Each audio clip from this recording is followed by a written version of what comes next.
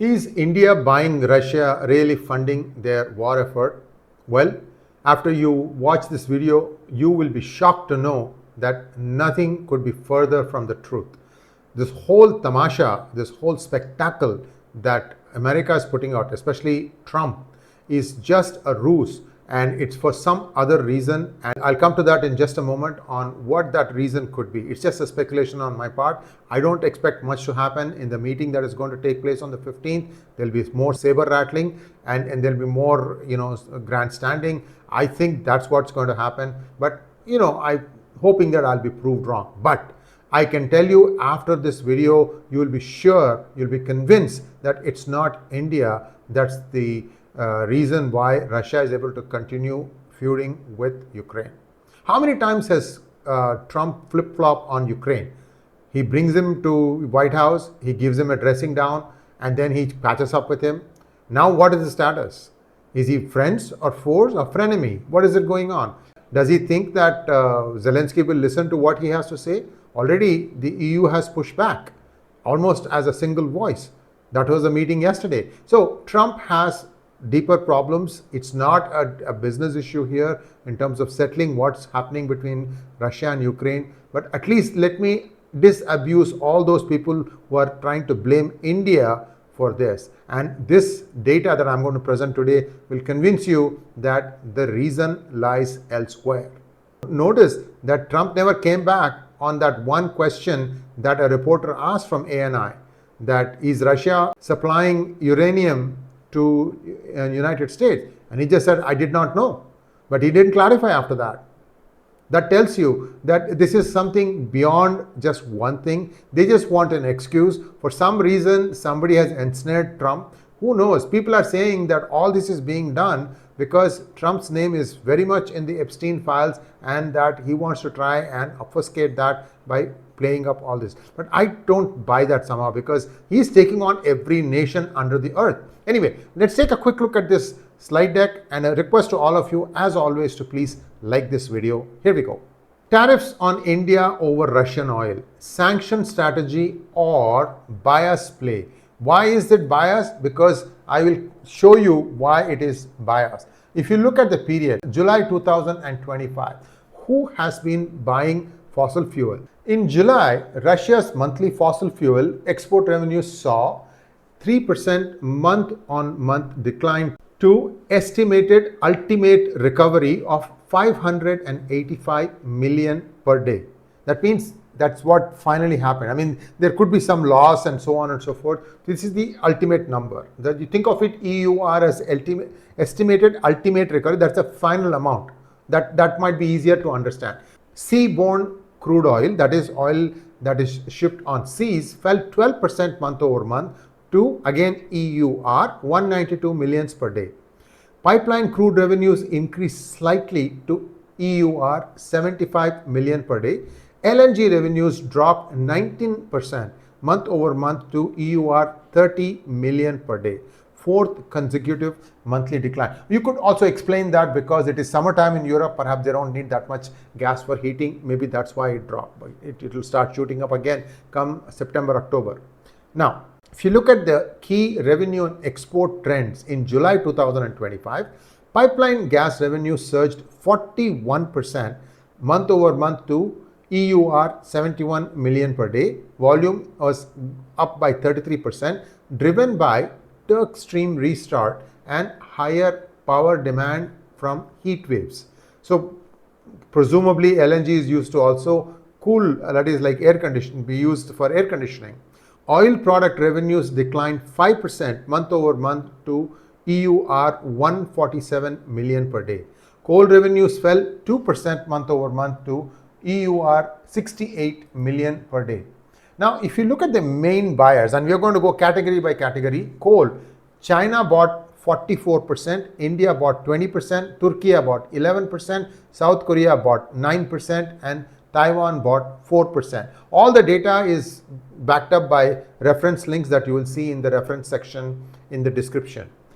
And in July 2025, the crude oil buyers were China 47%, India 38%, EU 6%, and Türkiye 6%.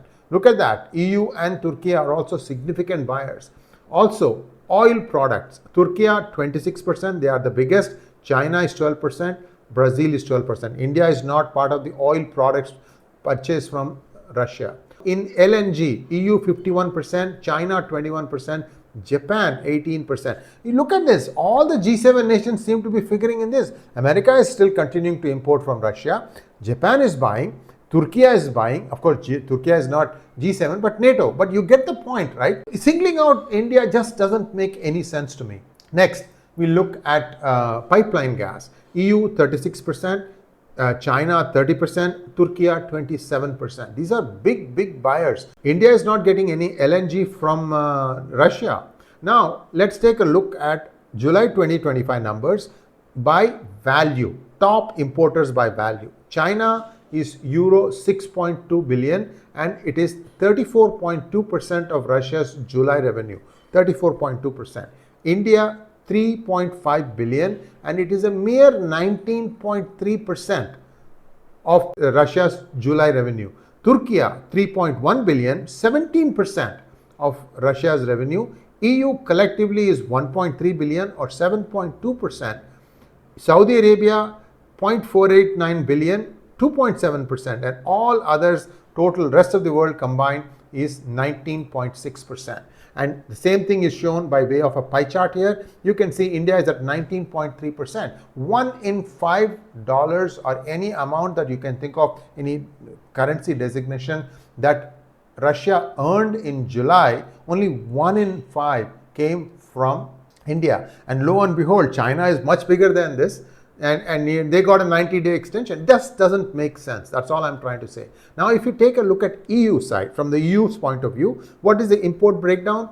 Total is EUR 1.1 billion. 67% of that is gas. Hungary is EUR 485 million.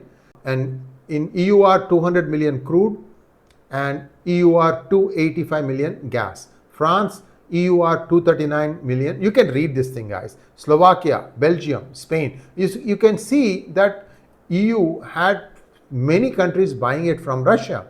Now, EU collectively is the largest global buyer of Russian liquefied natural gas, 51%, and the largest buyer of Russian pipeline gas, 36%. Top 5 EU importers paid $1.1 billion in July, greater than 67% of that spend was gas/LNG. EU has not sanctioned natural gas. Interesting, isn't it? We need that thing for heating, so therefore we will not sanction Russia for that. Now here comes the big surprise. The largest buyer of Russian oil products worldwide is Turkey, 26%. Well, they are still a part of NATO. What sanctions have you imposed on them, Trump? They paid 3.1 billion in July, equivalent of 39% for oil products. Next, where does India sit? India paid 3.9 billion in July, 19.3% of Russia revenue, mostly crude, 78%, bought under the price cap regime when compliant. Because so even the purchases that India is doing is under the price cap regime that EU has imposed. I remember I told you it was $60 or less. Now it is going to be going down to $47 or less. Now EU paid 1.3 billion, but its energy mix is dominated by LNG and pipeline gas.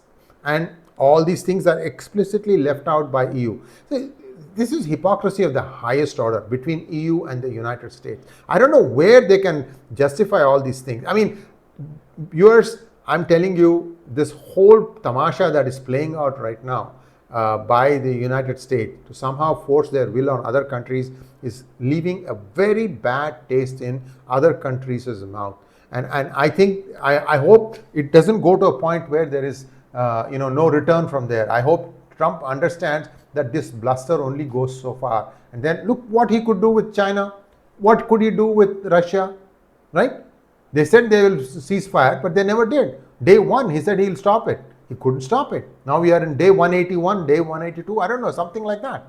So if you look at all these things, EU and Turkey are escaping sanction actions, but only India is being singled out. What kind of logic is that?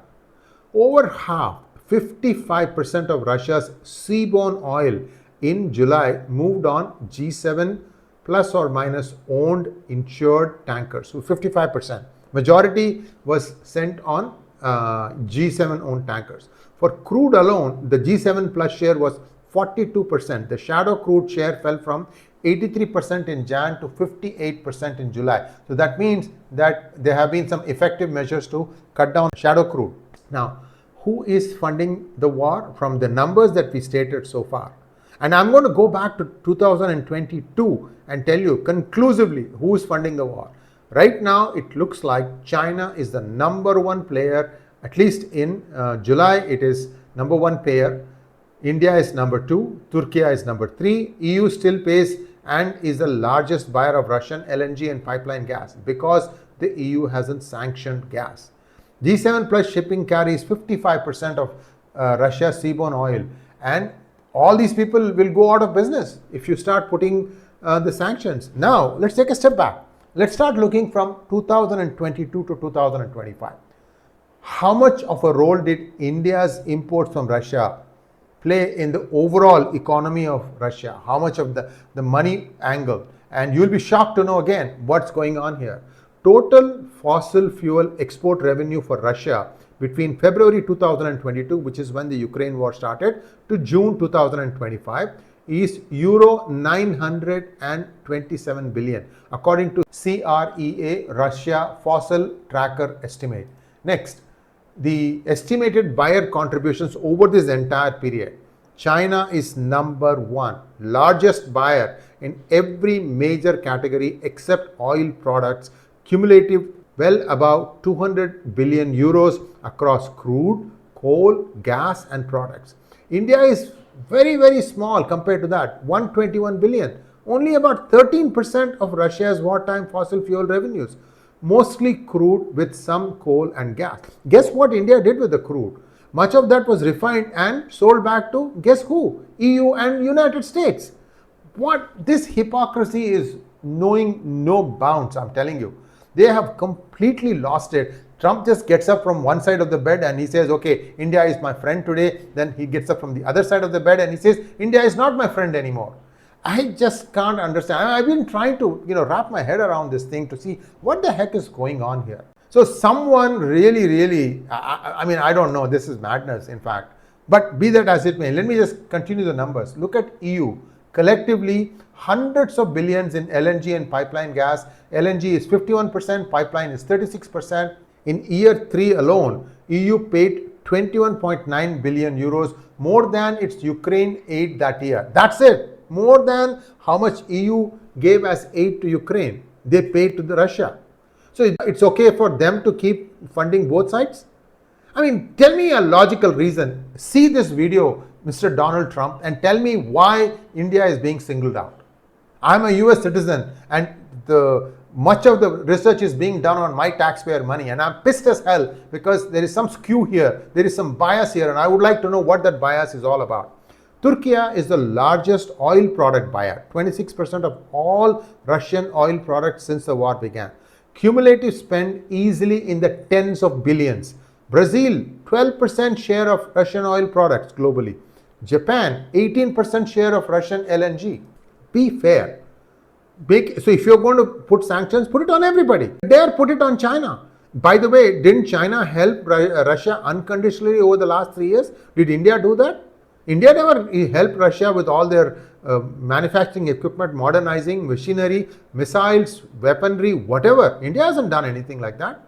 So I'm just trying to understand why India? What did they do wrong to you? Standing up to you is not a crime.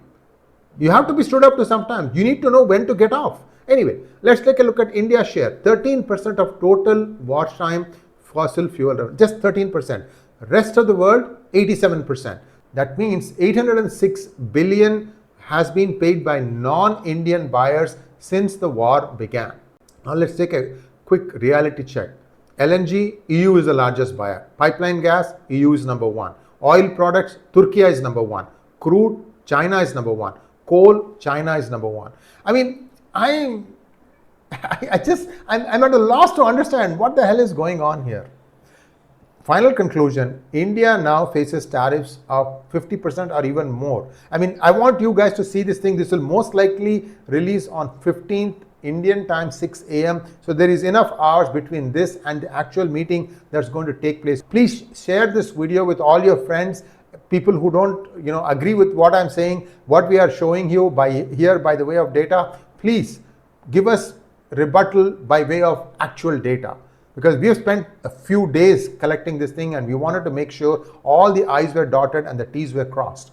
Now, why is it that the others are getting minimal or no equivalent punishment? And if buying is equal to funding, why is a NATO member, Türkiye, the biggest buyer of Russian oil products? EU left gas unsanctioned and stayed the largest buyer of Russian LNG and pipeline gas. India mainly buys discounted crude under the price cap rules, for which there should be no sanctions. Half of Russia's seaborne oil rides on G7 plus tankers. Enforcement and services matter as much as end buyers. So you will sanction Russia, but whatever is still being shipped by Russia, even under the sanctions, you would like that to be carried by G7 based tankers? What kind of a logic is this? I've told you what I have seen so far, viewers. You can make your own conclusion, especially my American brothers and sisters. This is just not fair. Okay, you want to sanction a country, fine, but show with conclusive evidence how it is being fair, because there are other people who have committed graver crimes. Thanks for watching. Please like, share and subscribe to our channel. Don't forget to click on the bell button for notifications. Namaskar.